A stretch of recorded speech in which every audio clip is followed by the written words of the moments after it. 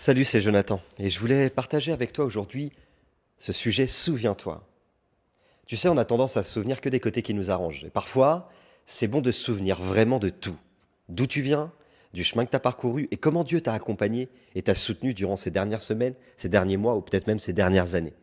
Un texte de la Bible rappelle dans Deutéronome chapitre 29, verset 4, « Je vous ai conduit pendant 40 ans dans le désert, et vos vêtements ne se sont pas usés sur vous, et tes sandales ne se sont pas usées non plus à tes pieds. » Moi, je me souviens comment Dieu a démontré sa bonté envers nous, alors que on était beaucoup plus jeunes et qu'on était aux études bibliques. On n'avait pas beaucoup d'argent, j'avais un petit bébé de 5 mois et on faisait tout pour économiser le gaz. Il faut savoir qu'aux études bibliques, à minuit, ils éteignaient le courant et donc on n'avait plus de courant. Et comme il faisait froid, heureusement, on avait le gaz.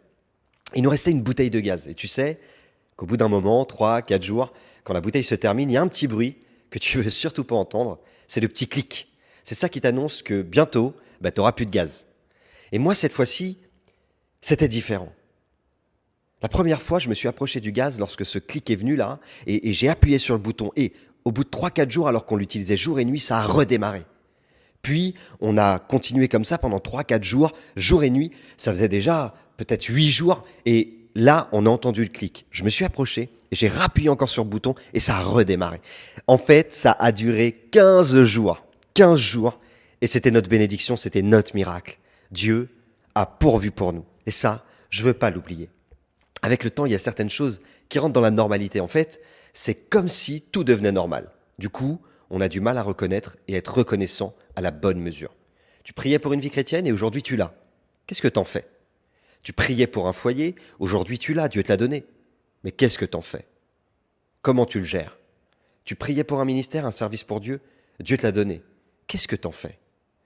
T'avais un don, t'as demandé à Dieu un don, il te l'a donné, tu prophétisais ou tu témoignais, en tout cas t'exerçais un don pour Dieu. Aujourd'hui, qu'est-ce que t'en fais? Oh non, sincèrement, je veux pas te juger, mais simplement une remise en mémoire pour te donner ce matin à considérer toujours les bienfaits que Dieu t'a accordés dans sa bonté. Si tu traverses un désert ou si c'est difficile aujourd'hui, n'oublie pas tout ce que Dieu a fait dans le passé pour toi. Alors petit conseil, regarde d'où Dieu t'a sorti. Laisse le Saint-Esprit ramener à ta mémoire combien de fois Dieu t'a soutenu. Combien de fois il t'a exaucé, combien de fois il t'a démontré sa bonté. Marche avec reconnaissance. Souviens-toi, pour toi, mais peut-être aussi pour quelqu'un de ta famille, comment Dieu a marché à tes côtés. Et n'oublie pas, Dieu a mis son potentiel en toi.